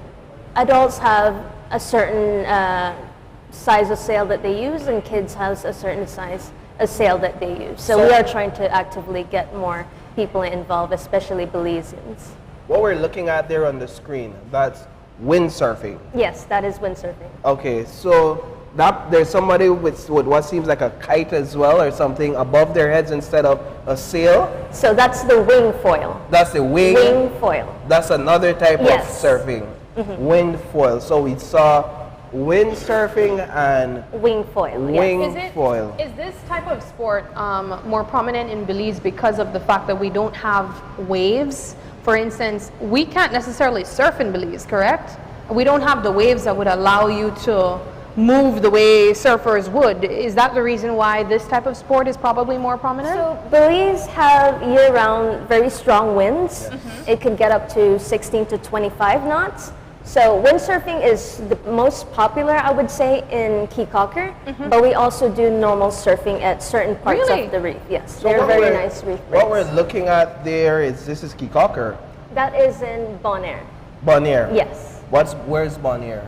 So Bonaire is near Aruba, and what you're looking at is the training I did with Sarakita Ofringa, who is a professional windsurfing athlete from Aruba. She has won 22-time world champions in freestyle, in waves, and also slalom. So Sarakita and Oda Juan, who has also won 2-time vice world champion in freestyle, and also placed several times in third. What did it mean for you to join forces with her for such a training? So they're doing what's called a windsurf university. They recruit people and they travel to different parts of the world to windsurf, and it so happened to be Bonaire. And so we flew out there for 3 days. We trained with them rigorously all day, and they actually got me into the wing foil. I was trying to put that off, but then over the 3 days, I've learned a lot. What was that experience like for you? You meet a lot of people. You meet beginners, you meet pros, and you meet people that compete in World Cups for windsurfing, so it's such an amazing experience. What is it like for you, being on the water, doing something like that? What goes through your mind in that moment? You feel very connected to nature. You're connected to the elements, the winds, the waves, the sun, and also there is adrenaline rush, like you said. It's very fun. And whenever someone sees you, it's like, oh my gosh, she's going so fast. Wow. That's what I noticed. I noticed the speed at which you're going. How fast do you find yourself going on these surf? You can go really fast. My own record that I haven't beat is 25 miles per hour on a windsurf sail, and you can go even more faster. However. And this is being wholly propelled by wind? Yes. So it's you maneuvering the wind to go as fast as 25 miles per hour? You have to maneuver the sail, yes, and hopefully you don't do a catapult, which is falling very hard forward. Wow. I can imagine. So there's a lot of techniques and stuff that you need to know to avoid any accidents and stuff like that, but it's a very safe sport. What would be the first steps that would be shared for persons who would stop by and say, hey, I'm interested in doing this type of sport? What would I need to come with personally, and what would be the first steps that you would share with that individual? So the first thing, when I'm teaching these sports to either locals or tourists, you need to come with an open mind. You have to be able to accept that you won't be super good during your first lesson, because it does take a lot of time. Patience is definitely key. And you need to also be a very strong swimmer, and we can work on that if you don't know how to swim. Guys, because I told her immediately, I can't swim, so I already know that I can't do this. But she reassured me that you can learn, you can learn. Well, this is something quite interesting. I think I could see a lot of Belizeans enjoying this, especially around the summertime. Is this something that you provide as a service to persons who are interested? So we do teach at Reef Break Surf Shop. But if you are willing to learn Belizeans, we do teach Belizeans, especially kids. We're more trying to train kids, because we haven't had anyone really represent Belize on an international stage at these World Cups for windsurfing. Why won't that be you very soon? We are working on it, trust me, we are working on it. Being in Bonaire actually opened my eyes even more to the sport. I fell in love with it even more. And hopefully, Sarakita and Oda Juan will come to Belize to do a 3-day training like they did in Bonaire. But we'll see where that goes. So you guys offer training in Hicatee. Is this a specific shop or a business that does the training? I think you mentioned it. Can you repeat it? So Reef Break Surf Shop is located in Kikocker, and they do all these sports. There's also a kite school in San Pedro, Big Kite Belize, but they are more focused on kite surfing. So there's only really 2 surf shops in Belize that does these sports, so we're very tiny. I'm still shocked that people do surfing here in Belize. Yeah. I really didn't know that. I mean, it makes sense when you say that they'd have to go close to the reef, but I never knew that people actually take surfing seriously here in Belize, because we don't see waves. You know, we have our barrier reef protecting us from those giant waves. Well, you don't swim, so you're not out in the waters to see much of anything, Sabrina. So you know what, guys? But that's true. Yeah, but I mean, Lupita, I think this is excellent, and especially the fact that you guys are envisioning Belizeans on the world stage competing. But of course, it begins with the fundamentals. It begins with building a foundation right here at home, and that can only be done by actually doing stuff like this, exposing Belizeans to the sport, having them understand that, hey, we have this, and who knows, the kids that will line up to be a part of this training. When can kids or those interested reach out? Like, is there a schedule? Are we doing something for the summer, some sort of summer program? So I am working with the surf shop in Kikocker, and we are looking to do like camps during summer and also during their Christmas break. But we're just waiting on gear. It's very hard to get gear shipped down from the US, so it takes some time. But we are definitely looking to teach kids. And even if I don't get to compete internationally, even though I'm hoping I would, it's really good to train kids from they're young. So when they're in their teenage years or even adult years, they are already competing internationally. So that's the vision for you? Is the vision to hopefully one day compete internationally? Do we hold local competitions amongst yourself? Yes, just at the surf shop. Again, it's just me and like 5 other guys. I'm the only female there that race with these guys. So. Have you won any one of the races against Several them? times. Oh, there you go. Several. I got this. I got this. And that's only 2 years doing this, Yes, correct? only 2 What years. has been the high points of this experience so far, but also the challenges? Well, the high points is, you know, being in a male-dominated sport, especially in Belize. I'm the only female that does it. I'm trying to push more kids to do it. So that's the high point, to be the first one that does all these sports.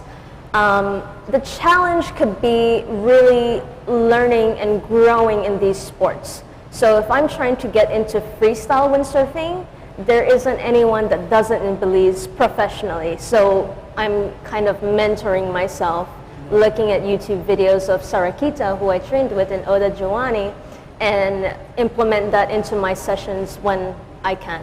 Yeah, and that's the interesting thing about being involved in a niche type of sporting activity, at least niche to a region or a community, is that you really have to find your way, and you have to learn a lot of these things on your own.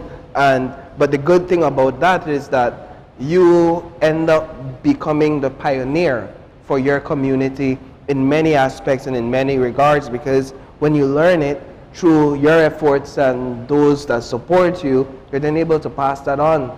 And as a result, you're pioneering such an activity or such an initiative. Is it a costly sport?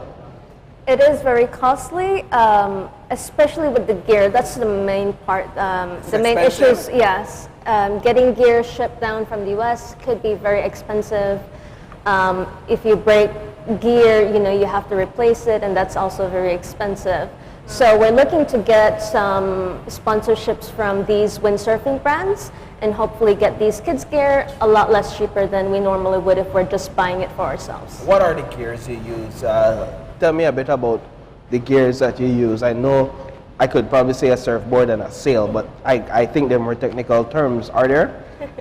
So there's different types of sail brands. The main one we try to use is Ezzy. Ezzy sails, they're very good, they're very rigid, very hard to break. And then for windsurf boards, there's beginner boards up to pro boards. So the smaller it gets, the more advanced it is. For kite surfing, then there's a kite, there's your kite board, and again, different brands for each sport. Wow, that's interesting. Is there a time around the year where we would find people windsurfing the most? For instance, we know that kite season is around March, but is there a time around the year that you find yourself or people would find themselves windsurfing the most? If you're asking me, whenever there's wind, I go. But honestly, the wind tends to be strong around November to March, and during that time we have windsurfers, kite surfers, whether it's locals or even people coming from abroad and windsurfing and bringing their own equipment to the island. It's slowly growing in popularity, especially there's a sandbar in San Pedro. You know what a sandbar is? It's very shallow, white sand. So it's a very beginner-friendly area. And the Kite Sisters, which is a group of women that travel to different countries to kite surf, they go to these sandbars, and over time it's getting more popular. More people are knowing about it, but not as fast as we would like to. So you're on the water every day, basically? I try to be. Yes. You try to be on whenever I could. So basically being here is taking you away from being on the water. You do it like in the mornings, like what time right now? On average for the day, I would say I windsurf 4 hours. Wow. When I'm 4 hours? Yes. That's a lot. When I'm not in the water, I'm doing my dive master training or doing something else at home. But I'm always on the water. I grew up in a fisherman household, so. No, did you grow up in Hicatee? Yes. Okay. So my father and my brothers are fishermen. They go spearfishing, they do tour guiding. So I learned a lot from them. I do surfing now, and then I'm also underwater doing diving as well. So you spent a lot of time on the water and back all your life underwater. But surfing, you said you were hired by a company to train. But to train, you must have had some experience before that. Yes, you have to work on your skills for a period of 3 to 4 months. And after that, we'll see if you qualify to teach other people, because you really have to be knowledgeable when you're teaching people. So did you go in not knowing anything Yeah, and then you I learned? didn't know what it was at Okay. all. So what was that like, to not have an idea what it is and then to jump on that board and learn within 3 to 4 months? So when I did my first lesson, I actually took one of the smallest sails, the smallest adult sails. Which is actually the more advanced ones. No, they're the beginner ones. So I wasn't even able to lift the sail out of the water. It was very hard. But now I can lift the sail 3 times its size. So over time, you do progress a lot. Wow. Well, Lupita, this has been quite an interesting conversation. I know for certain a lot of people are probably left with questions of hoping how they could get involved with something like this. So remind us again, of course you mentioned you're located in Hicatee, but tell us the name of the surf shop. Reef Break Surf Shop. Reef Break Surf Shop. Are you guys available online? You can do online booking, yes, or in person. And then any high school students that wants to do internship, they're welcome to do internship at the shop. Is there a number that we can call to reach anyone if we'd like to immediately call after this segment? So you can call Henry, who's the owner of Reef Break Surf Shop, and his number is 615-8757. Excellent. All right, well, thank you so much, Lupita, for joining us. This was absolutely exciting, and we hope to be calling your name in the future when you're representing us on the waves while you're surfing. Hopefully, if I compete, yes, I am looking forward to it. All right. Okay, well, we're going to take our final break, and when we come back, we wrap things up.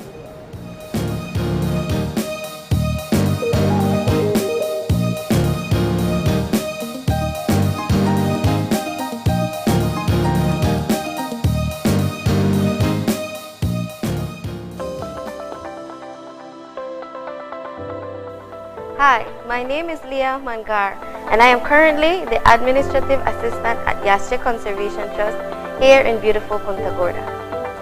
I received the Social Security Board Scholarship in the year of 2021. After I was told that I was a successful recipient of this scholarship, I was very grateful. This scholarship has assisted me in various ways.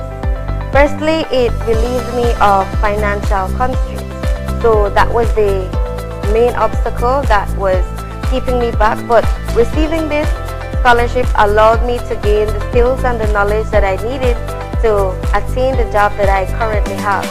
I would just encourage you all to apply to the scholarship, and the process is very, very easy. You will find a link and it will direct you to everything that you need in order to submit your application. And once you submit it, pray and just hope for the best, because you just will never know if you can get it. My name is Leomar Langzert and I'm a teacher, and I bank with Belize Bank Independence Branch. What I enjoy is the safety features that the app offers. I have a sense of not having to worry or be concerned about somebody finding my password and username to sign in the application because of the use of the one-time password. And another feature that I love, that I use the most, is how the app synchronizes with my fingerprint on my device. I enjoy the rapid and easy, seamless process to apply for loans through the Belize Bank, and I don't have to be having too much back and forth to visit or take time to visit the bank. They also start to offer the online applications through the app for loan applications, which I believe is very neat. I would definitely recommend Belize Bank to other teachers because one of all the features and advantages that the app offer with these online that Belize Bank offered is basically everything that you can do in the palm of your hand. So I would definitely recommend the bank to other teachers.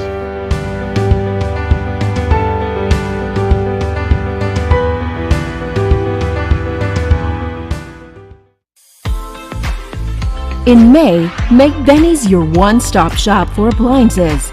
We have Sankey refrigerators, stoves, microwaves, washers and dryers, freezers, smart TVs, and so much more for up to 19% off.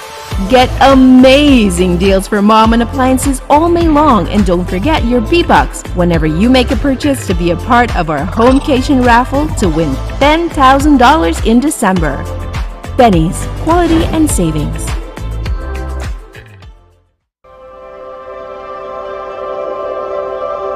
For 19 years, SMART has been the pulse of our nation. A journey of growth, innovation, resilience, and unity. From the first call that bridged distances to the data that brought us closer than ever, SMART has been there, weaving threads of connection across our beautiful land. We have been active in providing innovative solutions to enhance our customers' lifestyles. Over the years, SMART has developed and provided various services to meet customers' needs. To the dreamers, doers, and the believers, thank you for making SMART a part of your story. For 19 years of trust, loyalty, partnership, and shared experiences. As we celebrate 19 years of connecting lives and dreams, let's keep the rhythm alive. Together, let's continue to shape our future one connection at a time.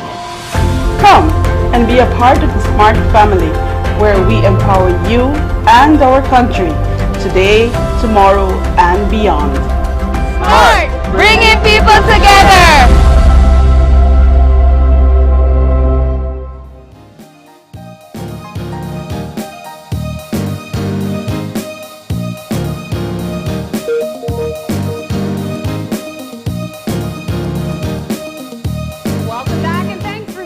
With us. We had 3 great conversations this morning, and of course, Paul, we want to say thank you to all of our guests who stopped by, but a special thank you to you guys for tuning in with us. It is May 15th.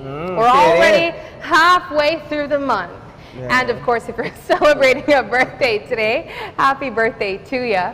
And if you'd like to give a birthday shout out, or if you have any questions, comments, or concerns, I can't forget the payday comment. I'm sorry. If you have any questions, you can send us an email at oie@channel5belize.com. You can also catch us on Facebook at Open Your Eyes BZ, as well as Instagram for behind-the-scenes contents at OIE Belize. Thank you so much for joining us, and please do us a favor and join us again tomorrow as you open your eyes. Let's start your morning right. Until then, keep your eyes, your minds, and your hearts open.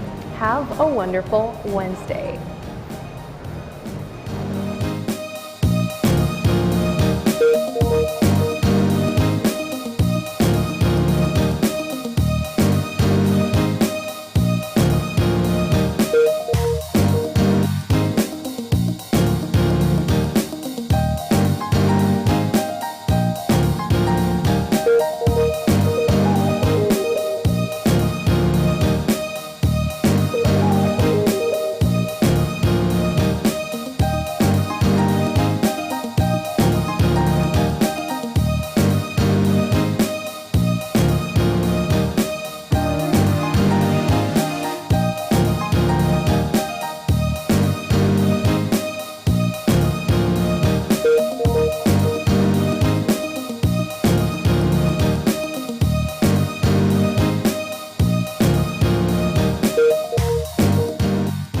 Open Your Eyes was brought to you by the Belize Bank. Our country, your bank.